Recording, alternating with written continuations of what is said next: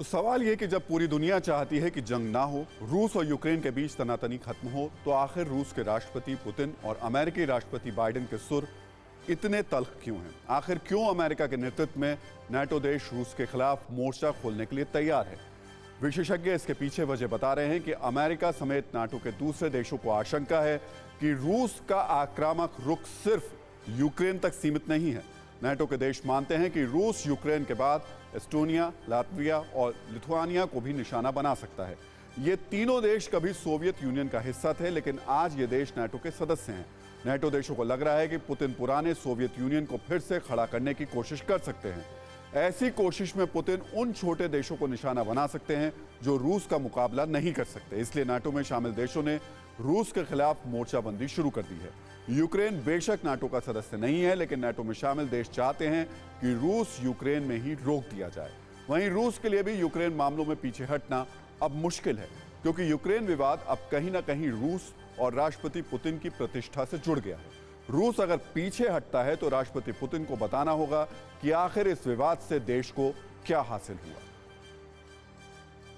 Ukraine संकट को लेकर अमेरिका कितना सतर्क है, इसका अंदाजा इसी बात से लगाया जा सकता है कि संकट पर नजर रखने के लिए अमेरिकी राष्ट्रपति जो बाइडेन ने एक स्पेशल टीम बनाई है। इस टीम को टाइगर टीम नाम दिया गया है। इस टीम में विशेषज्ञों को रखा गया है। ये विशेषज्ञ लगातार हालात पर नजर रखे हुए हैं और बदलते हालात के मुताबिक रणनीति तय करने के लिए अमेरिकी राष्ट्रपति को सलाह दे रहे हैं। इस बीच यूक्रेन के एक और कदम ने रूस के साथ तनातनी को और बढ़ा दिया है। यूक्रेन की संसद में रूस के खिलाफ प्रस्ताव पास हुआ। इस प्रस्ताव में रूसी संसद ड्यूमा के प्रस्ताव की आलोचना की गई। ड्यूमा ने यूक्रेन के दो इलाकों डोनेट्स्क और लुगांस्क को स्वतंत्र देश के तौर पर मान्यता देने का प्रस्ताव किया था। यूक्रेन की संसद ने प्रस्ताव पास कर यह जताने की कोशिश की कि अपने किसी भी इलाके को अलग करने के रूस के इरादे का वो विरोध करेगा। यूक्रेन में आज राष्ट्रीय एकजुटता दिवस मनाया गया। रूस के खिलाफ आज यूक्रेन के लोग सड़क पर उतरे। यूक्रेन की संसद ने प्रस्ताव पास कर यह संदेश देने की कोशिश की कि वो किसी भी सूरत में झुकेगा नहीं। लेकिन इस बीच खबर यह भी है कि जोलोट इलाके में यूक्रेन के सैनिकों पर फायरिंग हुई है। वहीं रूस के प्रवक्ता ने यूक्रेन को चेतावनी दी है कि यूक्रेन डोनबास में कोई सैन्य कार्रवाई नहीं करे। डोनबास में यूक्रेन ने सैन्य कार्रवाई की तो गृह युद्ध शुरू हो सकता है। डोनबास उन दो इलाकों में शामिल है जिसे रूस ने स्वतंत्र देश के तौर पर मान्यता दी है। इस इलाके में रूस समर्थित बागियों का कब्जा है और उनकी सरकार है। ये बागी रूस का समर्थन करते हैं। विशेषज्ञों को आशंका है कि अगर यूक्रेन ने बागियों पर कार्रवाई की तो बागी रूस से मदद मांग सकते हैं और इनकी मदद के बहाने रूस यूक्रेन के खिलाफ जंग का ऐलान कर सकता है। अमेरिका और पश्चिमी देश लगातार रूस को धमकी दे रहे हैं कि अगर रूस ने यूक्रेन पर अटैक किया तो रूस पर कड़े आर्थिक प्रतिबंध लगाए जाएंगे। इन धमकियों के बाद रूस का रुख और सख्त हो गया है। अब रूस ने ब्रिटेन को धमकी का जवाब देते हुए कहा कि अगर ब्रिटेन ने रूस के खिलाफ बैन की कोई कार्रवाई की तो उसे अपनी भाषा में जवाब दिया जाएगा। यानी ये तनातनी लगातार बढ़ती जा रही है। इस तनाव के बीच रूस, यूक्रेन और आसपास का पूरा इलाका बारूद के ढेर में तब्दील हो गया है। इस इलाके में एक से बढ़कर एक खतरनाक हथियारों की तैनाती की गई है। हम आपको बताते हैं कि यहाँ किन किन हथियारों की तैनाती की गई है।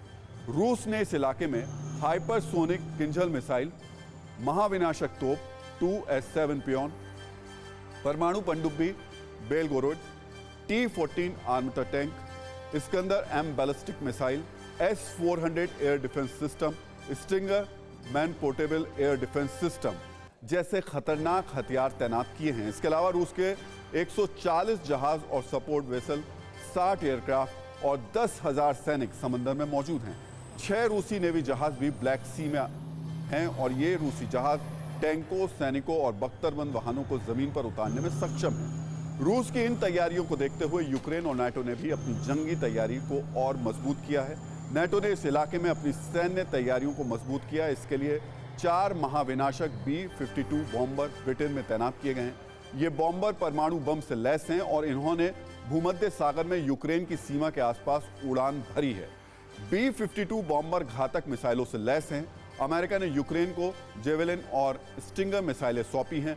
ब्रिटेन ने यूक्रेन को एंटी टैंक हथियार दिए हैं। कनाडा ने भी यूक्रेन को घातक हथियार सप्लाई किए हैं। यानी ये पूरा इलाका खतरनाक हथियारों से लैस है। अगर जंग हुई तो दोनों तरफ से खतरनाक हथियारों का इस्तेमाल होगा। जाहिर है ये हथियार तबाही का पैगाम लाएंगे। वैसे हथियारों की जंग पहले से ही यूक्रेन का इससे पहले एक हमला हुआ है जिसने यूक्रेन को बड़ा नुकसान पहुंचा दिया।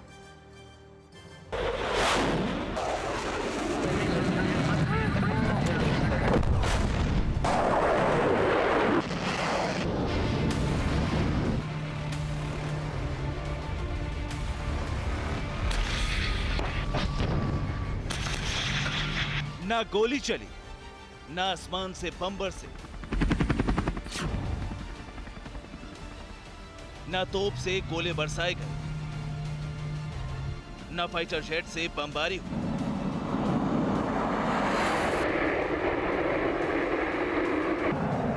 यूक्रेन की धरती से तबाही की कोई तस्वीर नहीं आई, लेकिन फिर भी यूक्रेन पर ऐसा घातक अटैक हुआ कि हाहाकार मच गया। रूस की सेना यूक्रेन के बॉर्डर पर डटी है, लेकिन यूक्रेन की सीमा के अंदर साइबर आर्मी ने घुसपैठ कर ली। एक के बाद एक यूक्रेन पर ऐसे साइबर अटैक हुए कि सनसनी मच गई। यूक्रेन पर हुए इस अनदेखे घातक अटैक के पीछे रूस का हाथ होने का अंदेशा जताया जा रहा है। ऐसी आशंका इसलिए जताई जा रही है क्योंकि इस अदृश्य हमले से यूक्रेन के कई अहम महकमे पंगु हो गए हैं। यूक्रेन सरकार के मुताबिक DDoS साइबर अटैक किया गया है, जिसकी वजह से कम 10 वेबसाइट्स ने काम करना बंद कर दिया है, जिसमें रक्षा मंत्रालय, विदेश मंत्रालय, संस्कृति मंत्रालय और बड़े बैंकों की वेबसाइट शामिल है। यूक्रेन के सबसे बड़े सरकारी बैंक और कई प्राइवेट बैंकों के ऐप काम नहीं कर रहे हैं। ऑनलाइन पेमेंट भी नहीं हो पा रहा है। यूक्रेन की सूचना और तकनीकी मंत्रालय ने खुद इसकी पुष्टि की है। आशंका जताई जा रही है कि जंग के हालातों में यूक्रेन की जंगी तैयारी की सूचनाएं हासिल करने के लिए रक्षा मंत्रालय से जुड़ी वेबसाइट्स को निशाना बनाया गया है।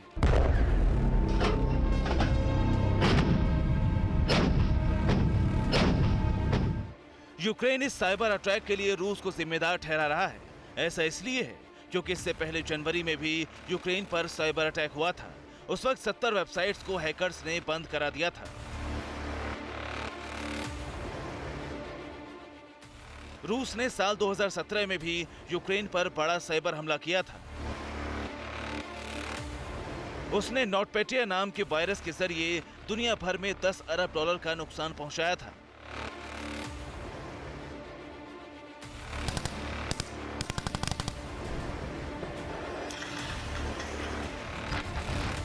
परवाह देश की, सोमवार से शुक्रवार रात 10 बजे TV9 भारतवर्ष पर।